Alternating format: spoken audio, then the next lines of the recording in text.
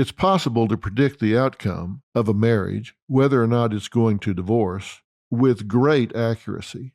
And I'm not just saying that because I've got a really good eye for this. I just have this unique ability to spot things. There's actually been a fair amount of research done on this by some really good researchers. One of those is Dr. Gottman, and Dr. Gottman has been researching this for decades. And there's a marriage lab involved. There's all kinds of observation of couples. And longitudinal data has been collected to determine whether or not the presence of certain characteristics predicted who was going to get a divorce and who didn't, or other characteristics predicted whether somebody was going to get a divorce or they weren't. And across time, it's really been narrowed down to certain traits and characteristics that predict whether you're going to get a divorce or not. And I'm going to tell you what they are right now, and then we're going to talk about what to do about them. This has been derived from 7 different studies that Dr. Gottman has done. And these studies included all different kinds of couples, those that were divorced, those that remained together that were happy, and those that remained together that were miserable.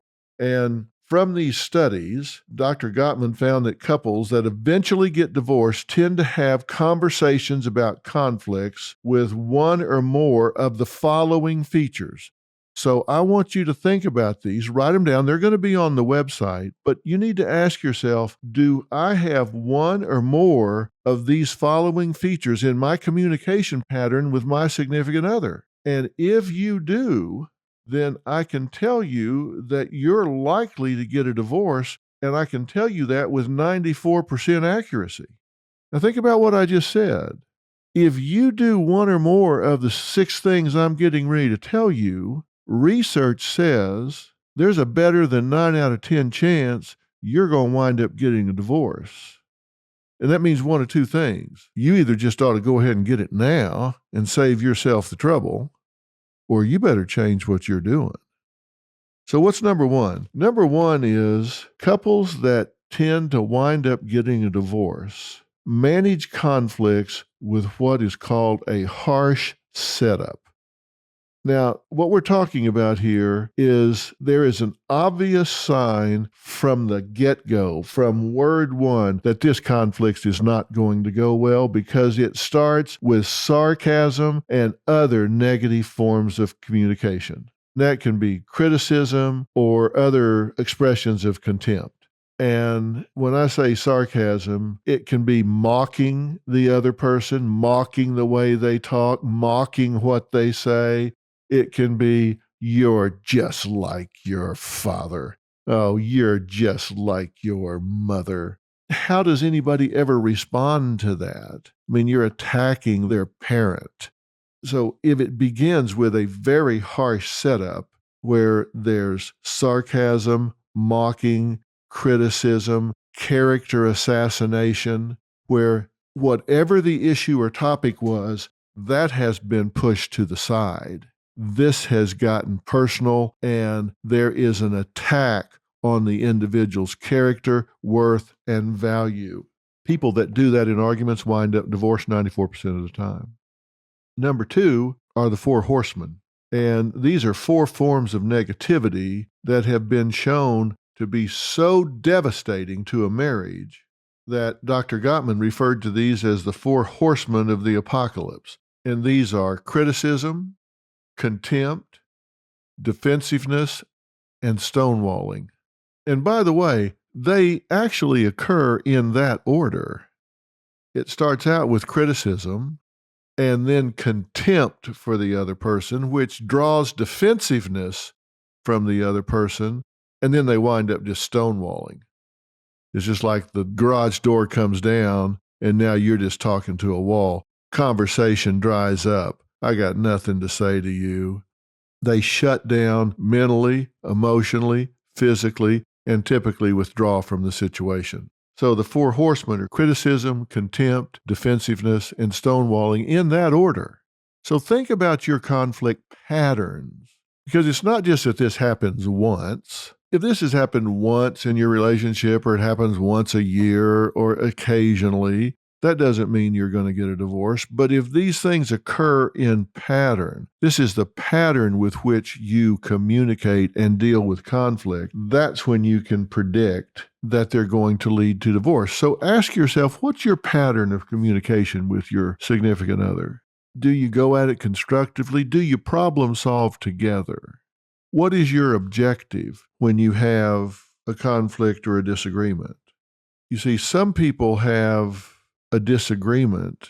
They have an argument over we're going to do A or B, and their objective when they enter the conflict is to win. And you're probably thinking, well, of course my objective is to win. Why else would I be in this argument? Well, let's just unpack that for a minute. Let's say you get into an argument with your significant other, and let's assume that this person is your significant other because you value them, you love them, you care about them, you nurture them, you wish them well. But then you get into an argument and you want to win. Well, let's extend that out. If you're going to be a winner, what does that mean they're going to be? If there's a winner, there has to be what? A loser. Do you like to lose? So do you think they like to lose? How do you feel when you lose? You feel down, depressed, broken, resentful? I mean, I think about winning and losing because I grew up in athletics, and I remember walking down the hallway in high school, and if we were going to play the Titans, the signs on the wall would be crush the Titans, devastate the Titans, annihilate the Titans. So the idea was you just wanted to stomp them into a mud hole. You wanted them to get on that bus with their heads hanging down, their tails between their legs, saying, man, they crushed us. We don't ever want to come back here again. They dominated us. Well, that's because it was a competition. And if when you have a disagreement with your partner, it becomes a competition, then there's going to be a winner and a loser. So, I mean, what are the banners in your head? Devastate Debbie. Dominate Debbie. Trounce Debbie. I mean, is that really what you want to do? I mean, is this a win-lose situation? And then let me appeal to your greed. What kind of company is a loser? You win the argument, you dominate, devastate, trounce Debbie. Now you have the rest of the evening stretched out ahead of you.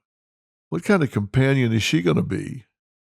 Is she going to be a lot of fun for the rest of the evening? Is she going to be real happy to be around you? I mean, you just stomped her into a mud hole. I mean, is she going to be like, oh, hey, let me sit in your lap? I so trust you with my feelings and emotions. Of course not. She's not going to want to be around you. And when she is, she's going to be defensive and shut down. She's going to stonewall you. The four horsemen. You say, well, then what is an argument if you're not going to try to win? What if instead of your goal to win, you make it your goal to be heard? Heard, heard. I want you to hear my point of view. I want you to acknowledge my point of view, and then you do with it as you will. And I will hear your point of view, and then let me do with it as I will. So the conclusion of this disagreement is going to be that we have heard each other. Heard, Heard, not Hurt. I know this is audio, so I want to be clear. The objective is that we have heard each other. So if your objective is that you hear your partner and that they hear you, then you retreat. And across time, I promise you're going to find that if you truly love one another, you're going to get out of the combat zone and you're going to try to find some middle ground where you can accommodate as much of what your partner wants as you possibly can, and your partner's going to accommodate as much of what you want as they possibly can. And that means both of you are moving towards the middle, and you're going to narrow the gap of difference a whole lot more than you think you can. And sometimes you'll do 75% of the compromise and your partner will do 25. Maybe the next time your partner will do 75 and you'll do 25. But across time, you tend to find that middle ground where you find ways to coexist. You find ways to live together, whether it's differences about parenting, about spending money, about in-laws, religion, sex, whatever it is, you tend to find a way where you're sensitive to each other's position. but you give each other a face-saving way out of the conflict. You reflect on it. And, later we're going to talk about how to fight fair, rules of fighting fair. But before we actually get down to tactics, we have to first talk about the strategic approaches to this. So you can see why the first two things that predict divorce are the harsh setup, sarcasm, criticism, contempt, and then the four horsemen: criticism, contempt, defensiveness, and stonewalling. The third of six predictors is called flooding. And this is a term that describes the overwhelming and sudden nature a partner's negativity can take, particularly in the form of them just blasting you with both barrels with character assassination, all of this contempt and criticism that they bring. Defensiveness can have the same effect, but this is when everything just goes off the rails and it's just all out war at this point. There's no consideration for the feelings of the other person. It's just all out war at this point. They get so negative that it's just get them before they get me. I'm going to nail this person. And so the character assassination just takes over as the number one objective. Number four is body language. Look, when somebody is the target of flooding, when they come under attack, and again, the attack is personal, it's character assassination. It is really to devastate them. Their heart rate is going to go up. I mean, it's going to go over 100 beats a minute. It's going to go as high as 165 beats a minute. Their blood pressure is going to shoot up. Adrenaline is going to spike. They're going to go into fight or flight mode. There's no problem solving now. There's no reasoning. They are in fight or flight. It's like, okay, put them up. We're going to have a verbal knockdown, drag out here, or I'm getting away from you. I'm out. I'm gone. Fight or flight.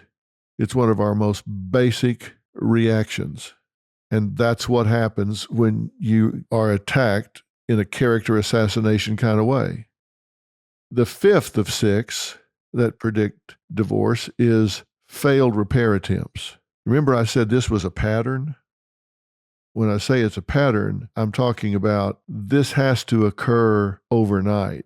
Even as powerfully negative as flooding and the four horsemen, criticism, contempt, defensiveness, and stonewalling are, they don't seal the fate of a marriage in one bad night. There has to be a pattern of this. And when there's a pattern, it has to be followed by failed repair attempts, where the person makes half-hearted attempts, insincere apologies, doesn't really come in and repair the damage that has been done. And failure to do so, failure to really come in and acknowledge what took place and how bad an idea that was, is a reliable sign that divorce is in your future, because the wounds never heal. And you have these open wounds. It's like your psychological skin has been burned. And so now it doesn't take much to offend the other person. It's just like you can come up and pat them on the back and they're like, oh man. They react because they're still hurting from the last time their character was attacked and assassinated. So failed repair attempts are a critical factor. And then number six, all you have to do is interview the two people in the relationship independently and find out if they have a backlog of bad memories.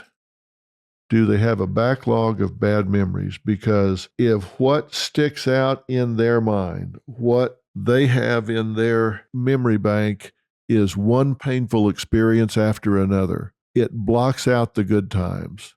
It's the big blow up. And then the next big blow up, and what happened at Christmas, and how things went bad on one of their birthdays, and what happened on over the 4th of July, and just negative, negative, negative, negative, negative. If they have a backlog of bad memories, that is a strong predictor of divorce. Look, no couple is going to have a success-only journey through their marriage. It just doesn't happen. Everybody is going to have conflict. Everybody's going to have problems. It's never going to be success only. But couples who have more good times than bad, couples who have fond memories tend to have a happy marriage because they relish those good times. And you've heard me say a million times, the best predictor of future behavior is relevant past behavior.